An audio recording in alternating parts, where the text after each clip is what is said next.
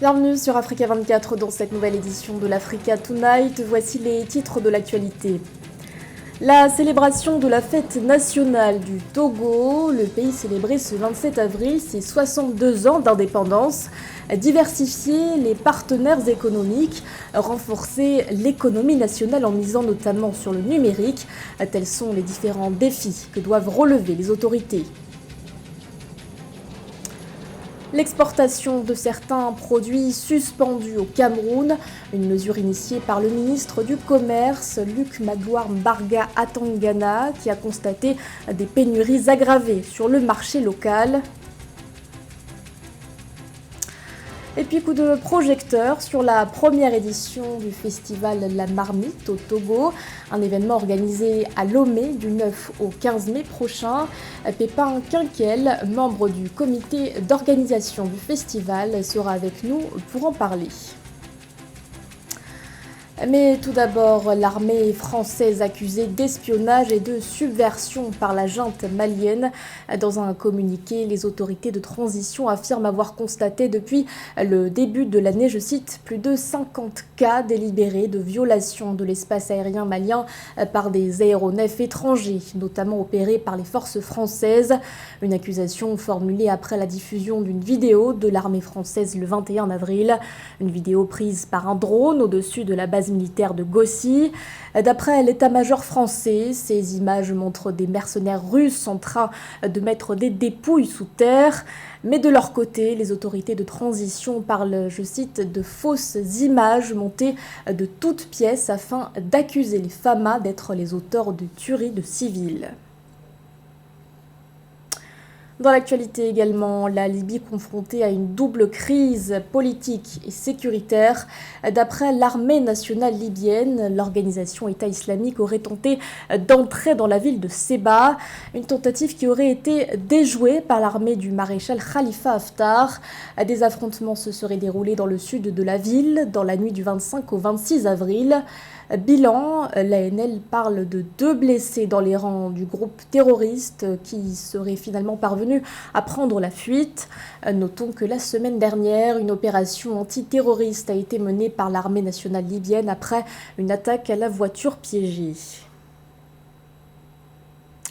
Ce 27 avril était un jour de fête pour le Togo. Le pays célébrait ses 62 ans d'indépendance. Pour l'occasion, focus sur les défis que doivent relever les autorités togolaises.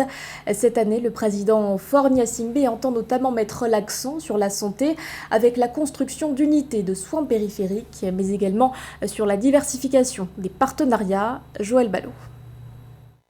62 ans après son indépendance, plusieurs défis s'imposent au Togo. Le président Faure Gnassingbé entend faire de son pays un hub technologique majeur pour porter la contribution du numérique à 10% du PIB, dompter le marché africain à travers la zone de libre-échange continentale, renforcer la lutte contre la Covid-19.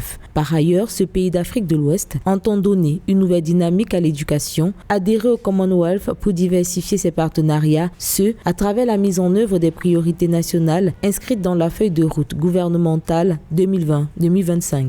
Dans le domaine de la santé, la construction d'unités de soins périphériques, communément appelées les USP, dans toutes les régions, de même que la réhabilitation des infrastructures et leur équipement donneront corps, dès l'année 2022, au projet Services essentiels de qualité pour une couverture sanitaire universelle.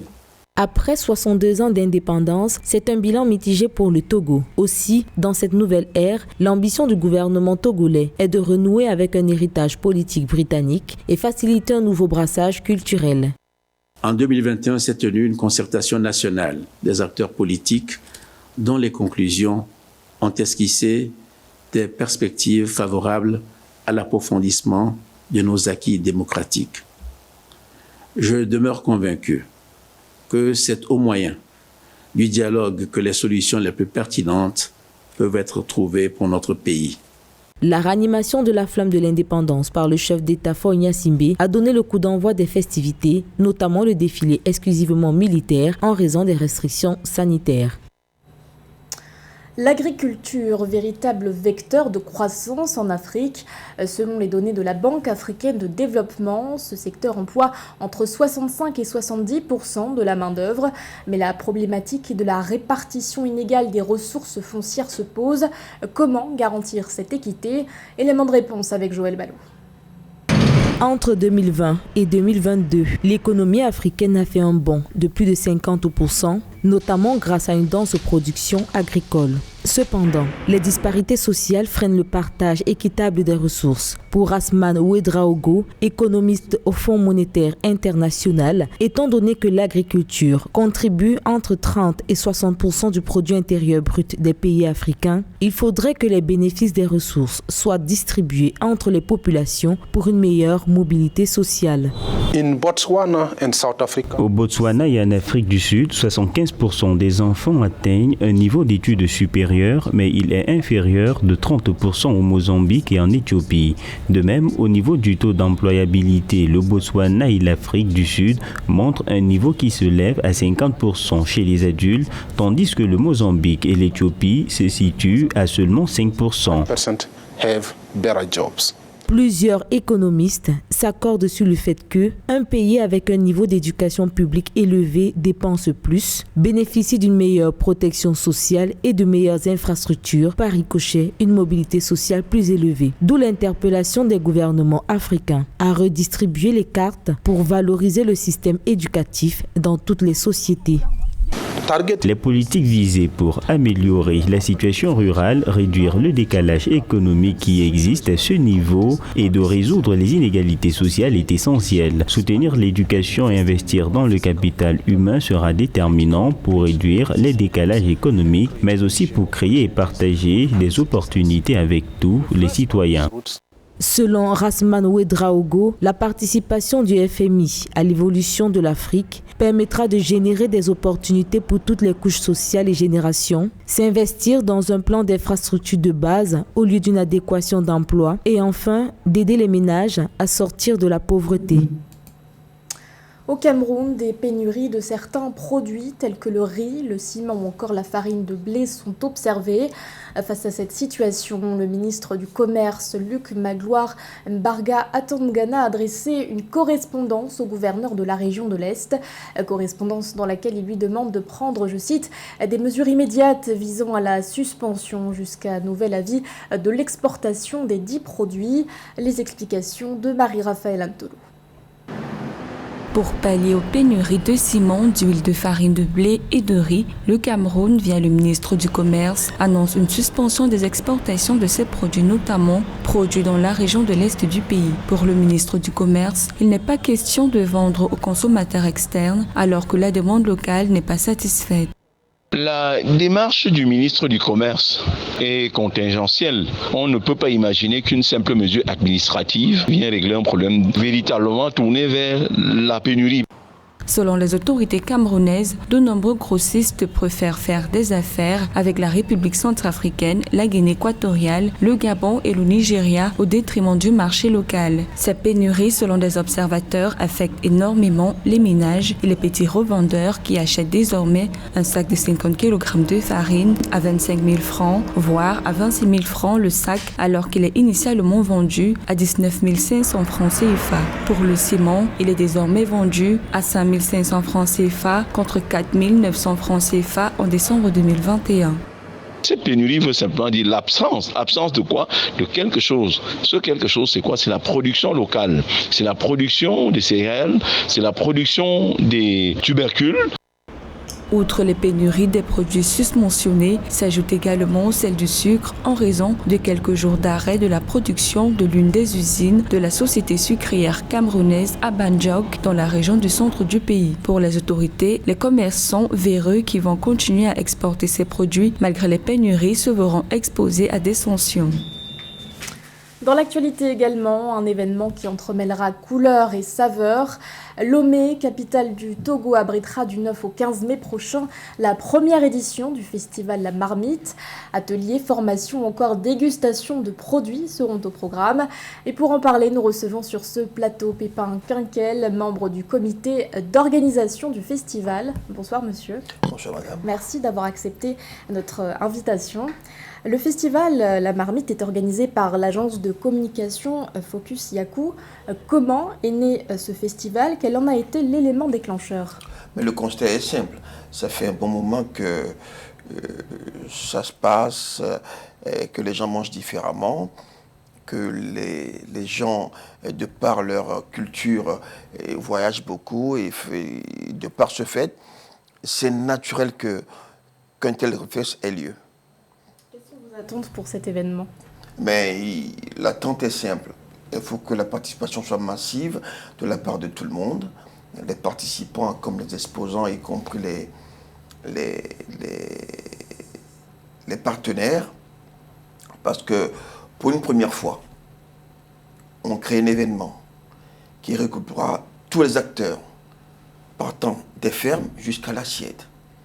Ça veut dire aussi que les fournisseurs de base qui sont dans les fermes pourront travailler mieux et faire valoriser leurs produits. L'objectif, au fait, c'est d'aller à table, de manger togolais ou africain du début jusqu'à la fin, de l'entrée jusqu'au dessert. Parmi les temps forts de cet événement, il y aura un concours de la meilleure école de restauration ou de cuisine. Vous ferez partie du jury. Combien d'écoles y participent et sur quels critères seront-elles jugées? À l'heure où je vous parle, on a 3 écoles. Vous savez, des fois, quand on parle de concours, tout le monde est chaud au début, mais tout le monde ne l'est pas au dernier moment. C'est un concours. On ne gagne qu'un titre honorifique, mais sans plus. C'est des écoles qui viennent du Togo Qui sont du Togo. Vous avez parlé tout à l'heure de valoriser le local dans notre assiette. Justement, la consommation locale, c'est le thème qui a été retenu pour cet événement. Consommation locale, ça veut aussi dire consommation responsable. Comment promouvoir un tel mode de vie en Afrique? Mais c'est facile. Avant qu'on commence à manger tout ce qui vient de l'extérieur, on vivait, on mangeait. Mais il se trouve qu'aujourd'hui, les fils du pays ont acquis d'autres expériences dans d'autres domaines, dans d'autres milieux de la restauration, de la cuisine. On peut transposer ces expériences-là dans ce qui se faisait chez nous et les amener au goût du jour. C'est tout simple. Pour consommer local, certains experts estiment que le continent doit s'affranchir du modèle de l'import-export et encourager la production agricole. Vous êtes d'accord avec ça? Naturellement, c'est pour ça qu'on part de la ferme à l'assiette. Mais aujourd'hui, il y a beaucoup de défis qui se posent pour les agriculteurs, notamment au niveau technologique. Comment faire? Mais c'est une solution. Bon, pour cela, il y a une solution simple. On va commencer petitement et on progressera.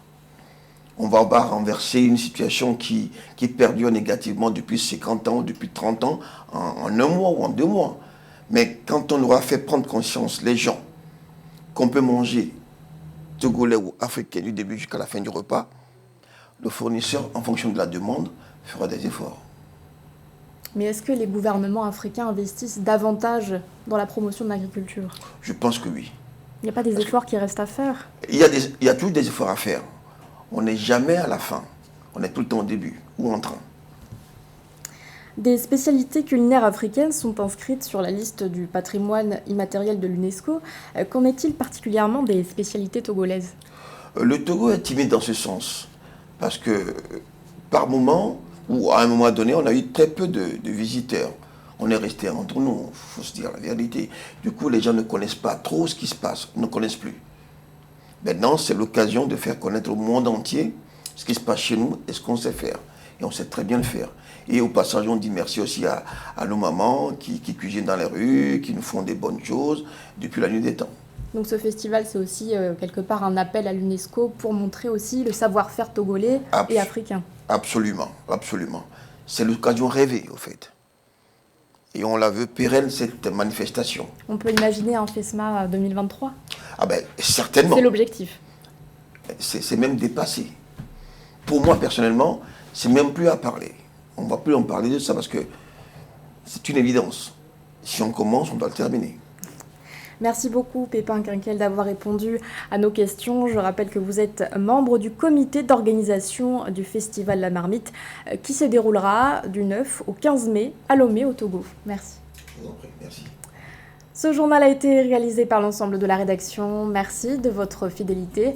L'actualité continue sur Africa 24.